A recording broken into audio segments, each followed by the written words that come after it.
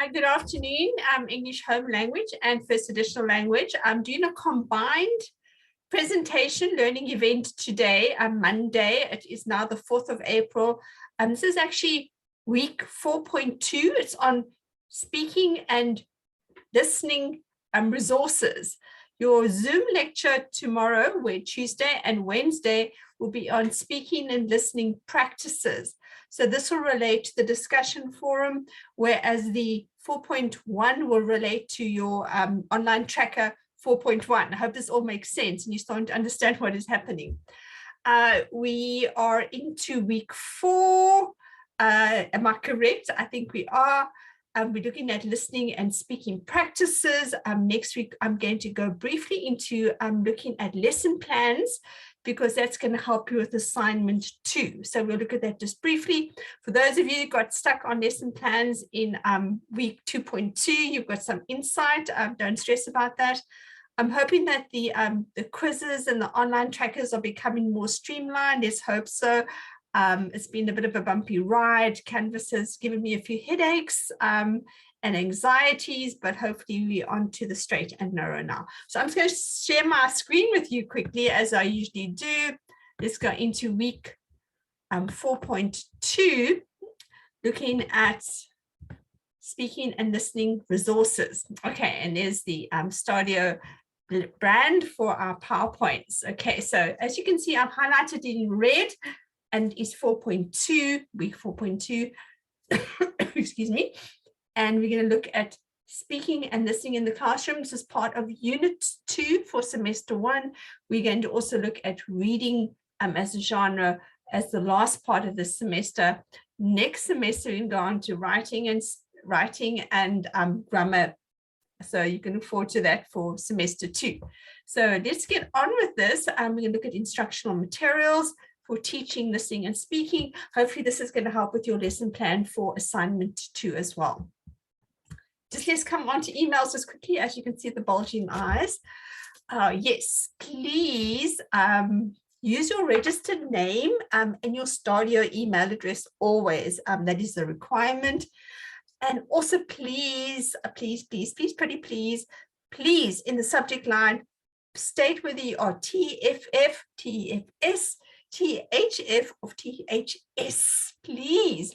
This helps me to go to the right canvas to look for you, to check out on your details. Otherwise, I'm going to send you another email back and say, oh, please, won't you let me know what course you are? Otherwise, I'm going to give you the wrong information. That figure is wrong. It's 494. So we still got 100 to go to get to that figure. But it is a lot of students, and you all have different queries. It just helps me to streamline my responses to you. So in your actual email, refer to the specific issue, what it is, not a big long story, with the heading and the text, with the date, with whatever it is. And a nice little heading or subject heading for your email would be something like this, TFF. Then I know you are first additional FET, and it's about your assignment 1 submission. Okay, just streamlines it for me, and I don't become a bit frantic because I have a lot of emails I'm trying to deal with all the time. As you can see, I work through the weekend. Okay, so you've got a bit of a Menti. If you go look on informal surveys on Canvas, I'm going to probe what you think are good listening skills, okay, before I go into it. Just 2 words or 2 phrases which you think would be good listening. It might be smiling, I don't know. So just 2 things that you think are good listening skills, and I will show you what the word cloud looks like when I see you again next week. There you are, that's for THF. How do you show good listening skills? Yes, sometimes we forget to listen. I think that's something we're all guilty of. And that is the one for first additional language. That's what it's going to look like, your listening skills coming into your ears and coming into your mind. Right, so if you look at unit 2 again, we've completed in week 3 the cumulative language teaching practices, which is part of your assignment 1 as well. We're going to look at setting up oral tasks and listening tasks in 4.1. And that's all in Ferreira, chapters 8 and 9. Yes, you do need Ferreira. Tomorrow and the next day, I will show you how many of you have got Ferreira. It seems like only about 40 of you have actually done the Menti survey. And I think for home language, most of you, out of the 40, I think 36 of you had it.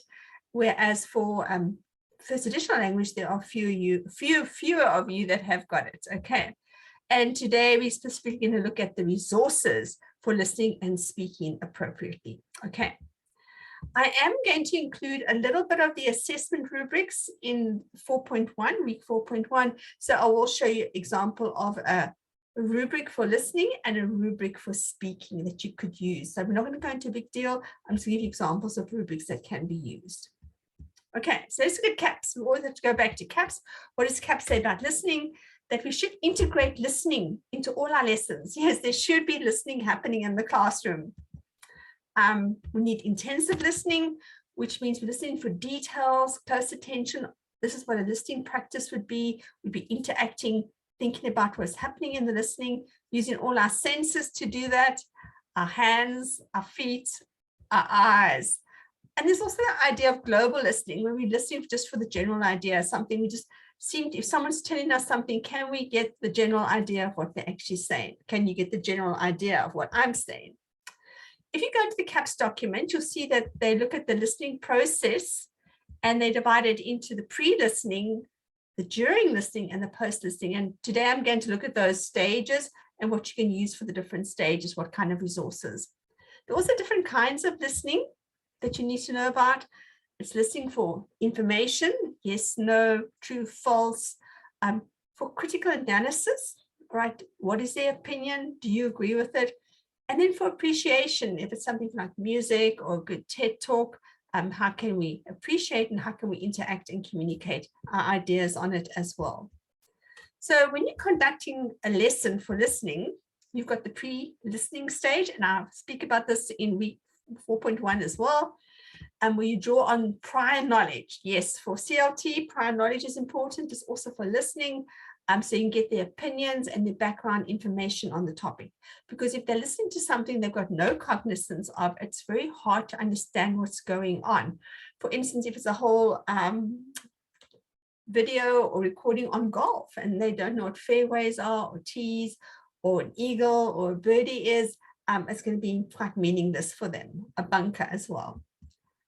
What about authentic knowledge? And materials. What are we using to probe their understanding and what they know of the topic?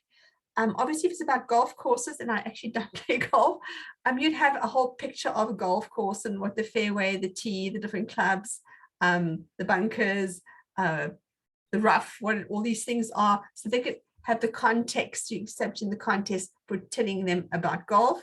And then you'll probe their prior knowledge and get their opinions about it. So you'll ask them questions to determine this knowledge, maybe show them a visual and then get their understanding of that. This could be also videos or recordings, and let them share the experiences of the text. It might be that they've just jogged around a golf course, or they have actually walked along a golf course, or they have actually played golf, or they've seen it on TV, or they're really interested in it, or they're not interested in it. So you'd get all their opinions on that. So this one will happen during the pre-listening stage, and this must be brief because most of the listening will actually happening in the during listening stage. So this is just to awaken their previous knowledge and that they understand what the content is about. So let's just think about the Ukraine war that's going on, and you have a topic on refugees, okay? So you may get a few clippings out of the newspaper. Here is a group of refugees on their way to the border. I think it's on their way to Poland. And you can see them making a fire to keep warm because it's so cold. You speak about the different people. You talk about what they're wearing, how they're carrying their luggage, why are they there? So you actually talk about the whole refugee issue, looking at that. You might see a picture like this, the emotional side of it. Why is that lady crying? Who is she with? What has happened in their life? You might also go to a News 24 article and it says here 1 million refugees have fled Ukraine since the first week of the war. You might speak about this lady hugging her baby, the numbers and the article. So these are how you're creating context about the whole understanding of refugees and what is actually happening into something that we are presently experiencing. So here are some examples of different kinds of things you can do for a pre-listening type of situation to get students used to listening. So you'd have in this kind of instructions, if I'm giving you instructions, there'd be certain things I have to do before we start the actual listening exercise. I might give you rules, okay? And this might be that you've got to keep quiet, okay? You can't talk. Then I'm only going to repeat what I'm saying once or twice or 3 times, whatever the rules are. They can't ask questions, or they can ask one question, whatever those rules are, and look at their own work, or they can look at the work of their friends, whatever your rules are. For this instruction, they have to draw something. As students often like drawing things. There's 2 paragraphs, and there's lots of words that they might not understand, which you might need to go through in the pre-listing stage. For instance, they've got to draw a large square. Go over what a large square would be. They've got to look at a pencil shape. What does a pencil shape look like? They've got to know about the word horizontal. Is it straight or is it coming down? So you'll talk about these terms so that when they listen to the instructions, they will understand what these terms are. If something's attached to something, what does that actually mean?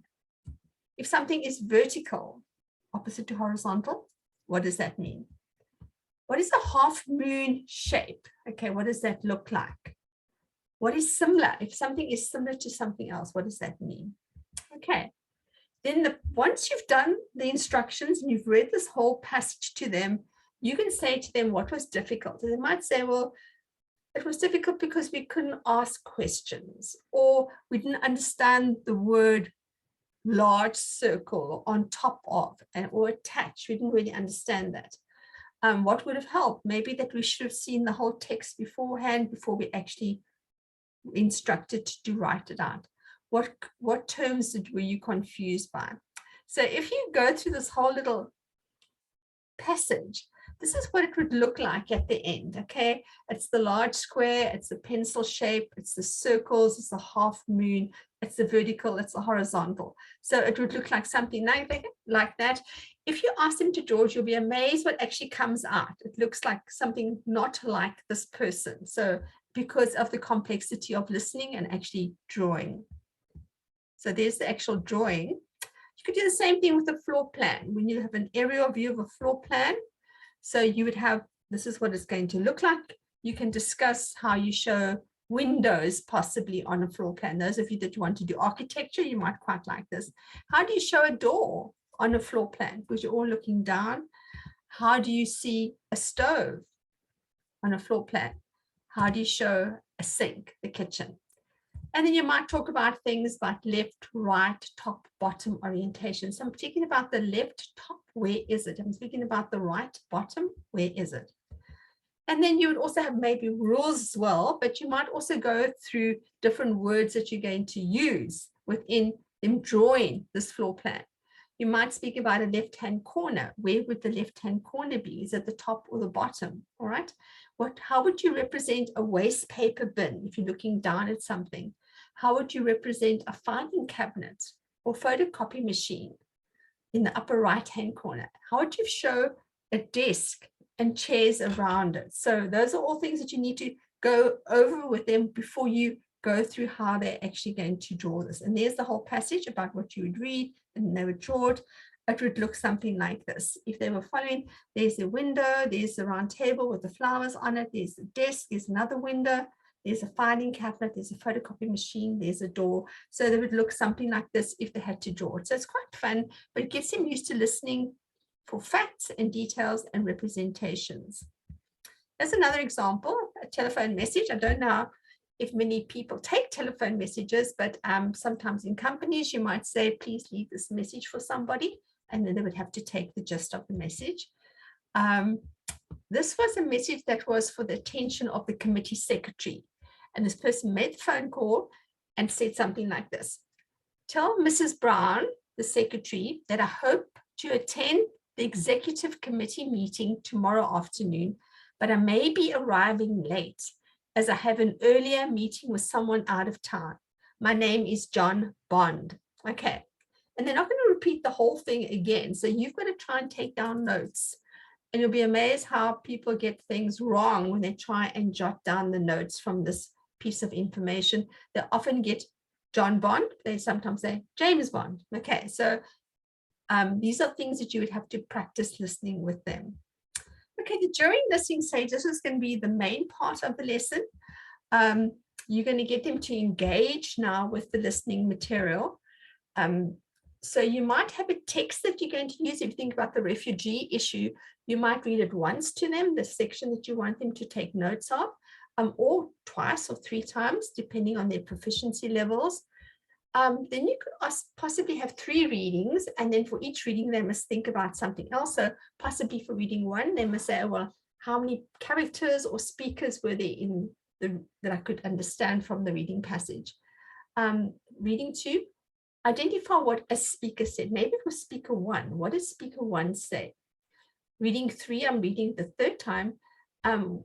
What phrases were there that showed emotions or actions? Okay, there might be a crying, there might be a silence, there might be a sob, there might be a sniff, and what emotions would be evident from those words. So this could be all the whole refugee issue as well that you could read to them.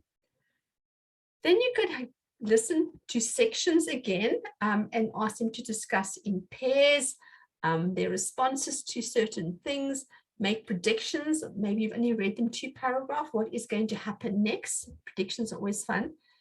And the different activities you could use to motivate the learners. Some is, so give them true, false type questions, okay? They've got to listen to it 3 times, then they've got to answer some true, false, multiple choice, ticking items in the list, and this makes their reading more attentive, more active, as you know what active listening is. This is a YouTube video. For during listen, you can do something like this, how to have a deep voice, because we're speaking about speaking, how important it is to have a lovely deep voice. And do we all have deep voices? Apparently we do. Although I seem to have quite a high-pitched voice, people can all have deep voices. So this comes from a YouTube, it's not too long, I think it's about 6 minutes. She speaks about how you can actually get a deep voice. So this might be the start of an oral lesson or a speaking lesson. You want to try and equip them to improve the tone of their voice. And you can have various tasks that they can do from listening to that YouTube video. There can be a quiz, and I'm going to show you now what the quiz is. They can do mind maps of what was actually said. They can also take notes. So here's an example of the type of yes, no, true, false type question you can have on this quiz. The speaker was Carolyn. Is she a teacher, a personal trainer, a voice coach, or a singer? And obviously she's a voice coach. Question 3, everyone is born with a deep voice? Yes, it's true. So there's lovely true, false questions. And this is kind of thing you could say to them, okay, you listened to it YouTube once now. Let's do the questions, and I'm going to listen to it again, and then you can check your answers.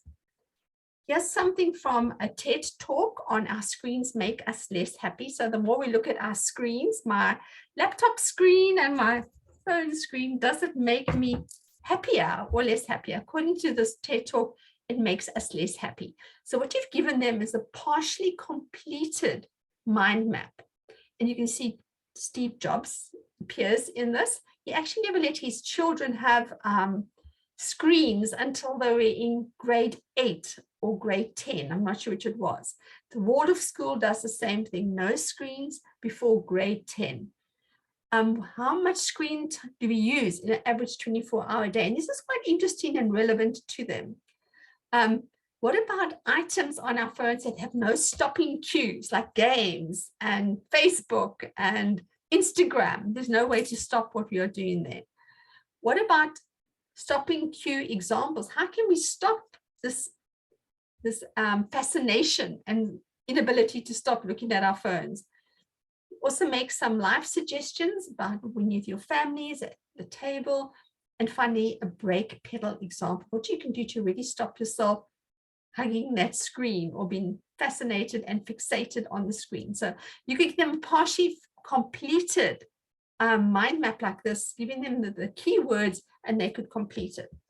Here's another TED Talk. I quite like TED Talks.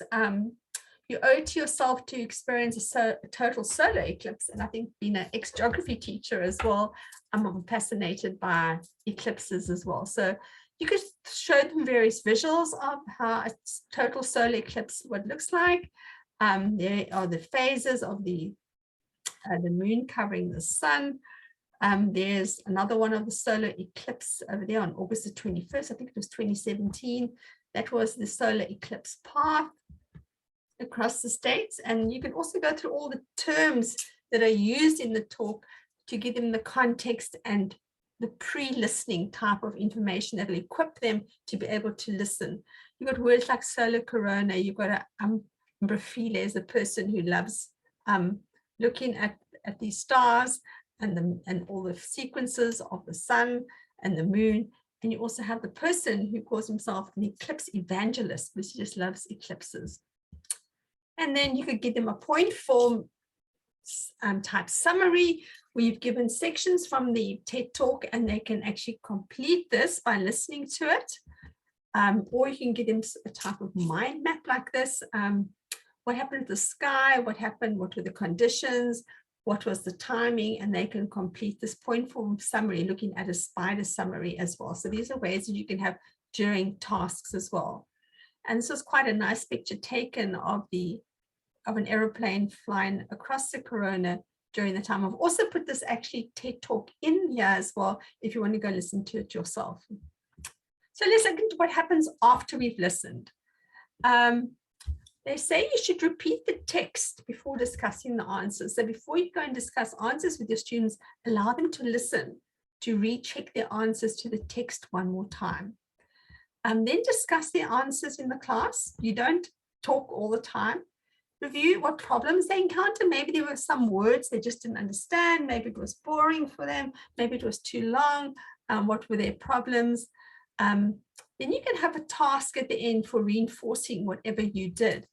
So you would have to do another applied task. So it could be a predictive type thing. It could be a speaking thing. It could be an interview. Maybe you having a person go and interview someone who's seen some kind of eclipse. So they could role play, they could have a personal response, how they felt, their opinion about the actual TED Talk, or having a deep voice, or any of the topics you've looked at. Or they could write something. They could explain a quotation or quotations from the text. They could do the point form summary of what you've just done, predict another ending, or the ending, have a different ending, make a recommendation. These are things they can do post. So this is to build on what they've actually done. So if you're conducting a lesson that's focusing on listening, you have to exploit all listening time within the classroom. That means not dominating it with speaking all the time. You have to encourage learners to interact with others so they are forced to listen and respond to that, give feedback. That they understand and respond to what other people are saying. So that's the way you actually show that you're listening. When you respond, you answer a question, you summarize what somebody's saying, you're paraphrasing what someone has said. So you in your class have got to create communicative activities which will create genuine listening. Okay, so tell me what you liked about the TED Talk. Tell me what you didn't like. What was your favorite part? Those are kinds of ways to get them talking about what they've listened to. Oh yes, and yes, our president, Cyril Ramaphosa, how does he show that he's actually listening? Okay, if you think about active listening stances, okay, he's got his finger there. You can see he's making eye contact with the speaker, showing that he is intent. He's obviously taking in what's being said. Here's another one of him. Look at his body language. Someone is speaking. How does he show that he's listening? He's making eye contact. They say the hand over the mouth means that you're not too sure that the other person's lying, so be careful of putting your hand over your mouth. His leg is crossed towards the speaker, so that means he shows a warm response to him. He's leaning also slightly towards the speaker, which also shows that he's listening and paying attention. If you are leaning away from the speaker, it shows that you're not really paying attention. If you've got your arms folded, you are blocking yourself as well. So body language is quite important for active listening to show that you are listening. I'm not too sure how fixed his eyes on the person. They might be a bit dreamy, but just remember that if you eye contact, they must be sharp and clear. I've also got some IELTS practice exercises here for listening, and they're all free. You can go to this British Council website and get free listening exercises. They are really, really great. You've got 4 different kinds of listening exercises which you can practice with in the classroom. So if you look at the first one, the part 1, it's a conversation between 2 speakers in a social and semi-official context. So 2 people talking about something, and then you'll have the questions afterwards. They can listen to it and then they can answer the questions. It's all free from IELTS. The second one, part 2, is a monologue. A single speaker is speaking about some non-academic situation. Maybe it was booking a holiday, maybe it was taking a flight, something happened and they're talking about what actually happened. The third part, listening, is a conversation between 4 speakers based on an academic topic. So you might have a panel discussion about something and 4 people are speaking about something which might be more complex and more difficult to understand. Although the ones I've listened to, they are not too complex and cognitively challenging. I think anyone from grade 8 to grade 12 could do it quite easily. And then the last one, you can see they're getting more difficult, is a university style lecture or talk. They talk about some aspect. Maybe it is about tourism, maybe it is about conservation, but maybe it's about climate change. It's something that's going on in the world, and they're speaking about maybe COVID as well. So those are the kinds of issues they talk about.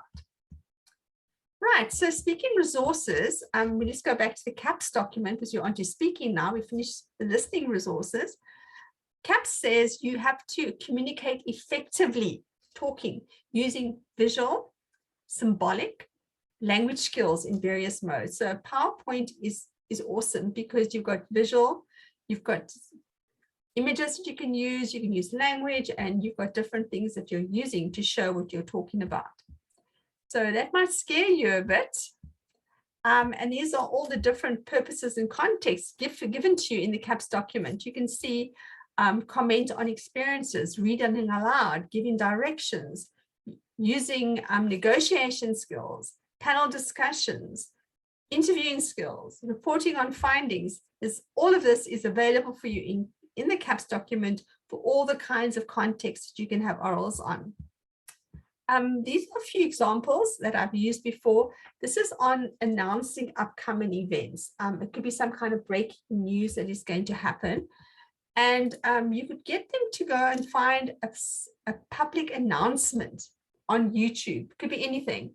And then they're going to transcribe what is being said on YouTube word for word. And then they're going to mimic or copy the pronunciation and intonation. And then they're going to audio record the announcement. Okay, so they're going to listen to it, get the transcript, and then they're going to do the whole recording with their voice. Then they can also create their own announcement, which I'll show you an example of, and then present that live in front of the class. The one will be a recording, the one will be a live presentation. Here is the live recording of one of my students in the UAE. Only 10% of us get enough daily exercise. And that number is dropping. Nearly 30% of us are overweight or obese. As a result, we now have a shorter life expectancy than our parents. But give us the right starting sport and we will never stop. Learn how I have active4life.yet. Okay, so that's where you can actually do announcements, and you can actually then mimic it, copy it, and you can record yourself doing it.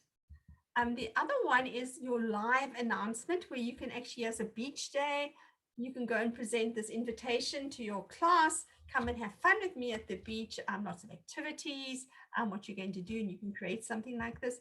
Here is graduation announcement, marriage announcement, engagement announcement, birthday announcement, passing announcement, all kinds of announcements, leaving announcement you can have, which they could present to the class some kind of announcement. And this is my second example. It's like presentations where you're going to use some kind of current problem. And there's lots of social, health, political, economic, and cultural issues going on in the world. If you look at the health in the first picture, seatbelts are important, smoking issues. Here we've got COVID-19, which has been part of our life for the last 2 years. Here is stay safe, lockdown, stay home, save lives. Here's the whole vaccination issue that started last year, and people are now mandatory, have to have vaccinations if they want to go to certain places. It was the Ironman here in Port Elizabeth this last weekend, and they said only spectators who had been vaccinated could actually go and watch the event. I didn't see anybody stopping me and asking for vaccination certificates, but this is what they said to the public. So you can ask them that they have to bring their topic to you for you to approve it, okay? You're going to then ask them to do some research on the topic, because they have to prepare their slides for a live presentation. I'm going to talk about the TEHFS method of doing a PowerPoint, okay? And we're going to look at how she did it with the topic jumping off cliffs, which is pure madness. TEHFS is a way of doing a presentation where you have 20 images and you only allowed to speak for 20 seconds. That means you can't use more than 33 words. Okay, so that's 400 seconds for the whole presentation, and that works out to be about 6 minutes and 40 seconds. Can you see it's not very long? So you can have 20 images, 33 words per image, get through them all in 6 minutes. Okay, here is a link as well to look at TEHFS, and it's looking at socks. Okay, with different socks, he's got different images of different kinds of socks which you can use them for, so it's quite fun, and it's not longer than 6 minutes if you're interested in looking at the link. This is hers on how to jump off a cliff. Okay, so she had a whole lot of visuals and she took you through them explaining how she cliff jumps. Okay, there we go, she's right at the top there. You can see the lovely cliff face.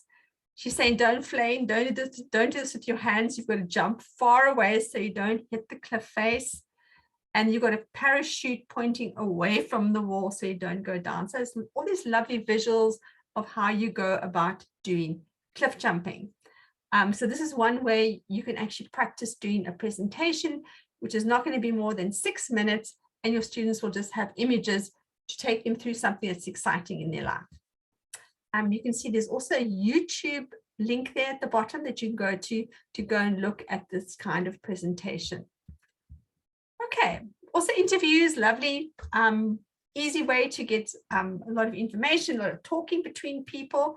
So decide on an interview topic and a person you want to interview. Prepare questions beforehand. You can go and consult with your teacher. Conduct the interview and record it while you're doing it. It could be with one person or more than one person. It could be your friend, it could be your colleague, it could be a parent. For instance, this is an example. You can have 5 categories and 2 questions per category. So you could have an introduction. Who are you? Where do you come from? What is your experience? Could be 2 questions on that. What are the advantages of cliff jumping? What are the disadvantages of cliff jumping? And what are your recommendations? And 2 questions. Include open questions so that they have to describe something. If you've got a closed question, a yes/no question, make sure you've got a follow-up probing question. Why did you say no, or why did you say yes? So don't just leave it as yes/no, because that becomes quite boring. I'm not going to go through this. As also one of my students went and interviewed a doctor in a hospital, and she interviewed the whole thing there as well. Here's another example of a debate. You can have different controversial topics. Make sure that the teacher approves them. Then you're going to support one of the sides. Are you going to be the proposition side or the opposition? Are you for or against the actual motion? Speak for about 2 minutes using your note cards on your topic. Yes, some that students have chosen. I've got a whole list of different controversial topics that you can get hold of me if you want to look at them. Here's one: texting results in poor language proficiency. Okay, so they've got to say, yes, it does make you less proficient in language, or does it not? Interestingly, no, it doesn't. It actually shows you quite proficient if you can use texting, but you'd have to go and speak and research about that. There's another topic: bullies can't stimulate student self-development. Okay, So if you're bullying, or someone might say it's good to be bullied because you can become more self-developed, but can that or can't that? Is it good to be bullied or not to be bullied? And so it is a topical issue at the moment as well. And what about early marriages? Okay, are they good or bad for personal development? You might say they are good for personal development, or are they bad? And you'd obviously have to go and research that. What about grades determining intelligence and performance? So this one says grades can't. So if you get an average or below average or a fail, okay, is it an indication of intelligence and your ability? So this is quite a nice topic to go and look at yes and no and to debate it. And here's my last one.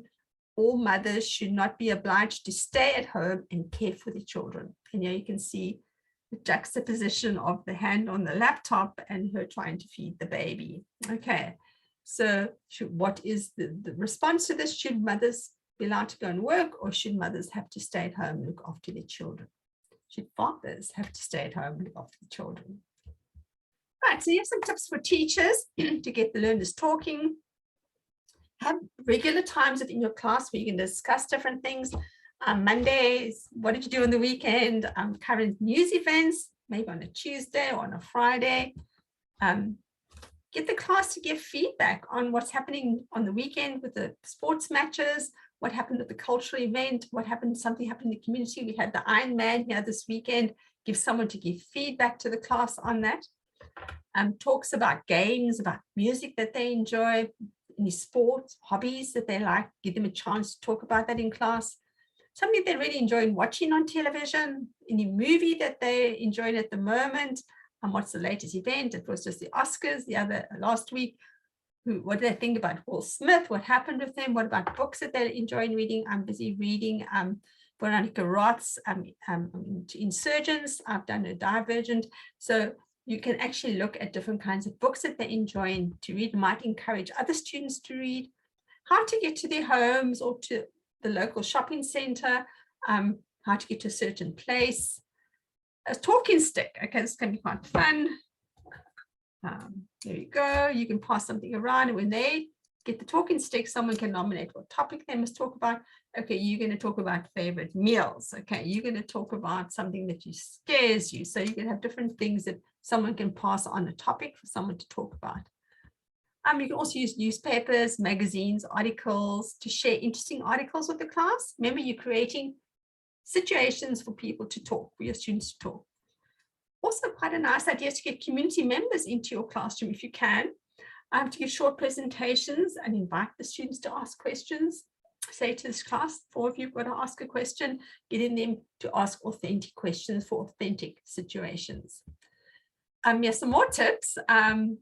Make your classroom a place where students are encouraged to speak openly, give their opinions, and confidently. So you're going to make it a positive, reinforced kind of situation in your classroom. You're going to let them construct their own meanings and give them opportunities to support the ideas within the classroom by giving the right questions. You're going to explicitly teach the different speaking skills like pausing, eye contact, body language, posture. You're not using all the time. Those things are so important. And here's an example. My report is on what I did this summer. Okay, things that you don't do when you're trying to speak. You don't fiddle with your hands. You don't close your eyes. You smile. You don't scowl at the audience. You project your voice. You don't mumble. You don't read your notes. So these are kinds of skills that you must explicitly teach them because they're not going to know that. Make speaking a fun thing in the class. Don't let them be scared of speaking in your class, that they must enjoy speaking, because speaking, as you know, is a scary thing in class because you can't actually take what you said away. So make it fun and not something where they're going to feel lack of self-confidence to express their views. There we go. The SpongeBob also says it's fun to speak. So this is leading on to our 4.2 question and answer forum, which is also on Canvas at the moment. The SPs will be SPs will look at listening, and FETs are going to look at speaking. So they're two different kinds of forums. You've got to write 50 words for 2 posts that are going to be on the forum when you go into it, when you click on it. And you're going to have to comment on 2 of your colleagues or other students' posts, and your comments must be at least 25 words. So first of all, this is on presentations, on speaking. This will be for FETs. There are different questions, so you won't all get the same questions. So if you're doing FET and SP, they're going to be 2 different questions as well. You've got a YouTube clip that you've got to go and look at. It is on Canvas. And answer one of the following questions, for example, on speaking. What makes a presentation more effective? All right, you might say having this happy face, and why is that so? 50 words. What qualities make a presentation better than another? All right, someone not reading, and then you're going to give your example. How can you improve a bad presentation? Okay, by standing up straight, by smiling, by making eye contact, by answering questions, whatever those might be. For listening for SPs, even when you want to listen, sometimes you are distracted. Okay, so you've got to think about all these issues when you're wanting to listen. How can we enhance active listening in our class? There are references here at the bottom of the screen, which will be on my PowerPoint. There's a Forbes reference. There's also the law of attraction. 8 tips to improve your listening skills. Go and look at those texts. I think I might even include them on notes on Canvas. And then answer the question that is on Canvas. How is active listening best achieved in the classroom? 50 words to comment on that. Your question might be, why are learners often distracted when listening? So you might have to comment on that. Or how can poor listening be improved in the classroom? Explain your answer. So you will have a question which is not the same as the other SPs or not the FETs. So answer the questions and explain your answers in 50 words, then comment on 2 other of your colleagues' answers in 25 words. Okay, so that brings us to the end of speaking and listening resources, week 4.2, on which the forum is based. What is next? Next week, we're going to look at lesson plans, which is the start of assignment 2. What are the structures? What I expect of it in your assignment 2, and what structures we should use in it. So I'm going to say goodbye for now.